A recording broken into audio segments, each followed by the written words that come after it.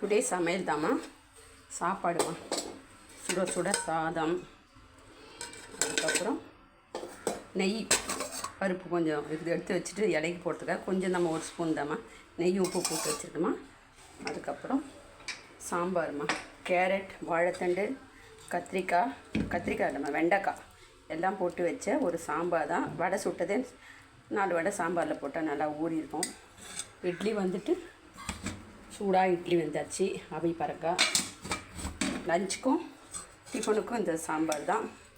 அப்புறம் கொஞ்சமாக தயிர் கொடுத்துப்பேன். அப்புறம் இன்றைக்கி ஸ்பெஷல் வந்து ரவா கேசரி தாம்மா. இன்றைக்கி எங்கள் மாமனாரோட திதி, அதனால் சூப்பரான நல்லா திராட்சை முந்திரி எல்லாம் போட்டு நெய் போட்டு சூப்பரான கேசரி பண்ணியாச்சு. தக்கன்னு வடையும் சுட்டாச்சுமா. இப்போ மார்னிங் முடிஞ்சிச்சு வேலைலாம். படையில் போட்டு சாப்பிட்டு கோயில் போக வேண்டியதாம்மா. இந்த வீடியோ பிடிச்சுங்க அப்படியே சப்ஸ்கிரைப் பண்ணி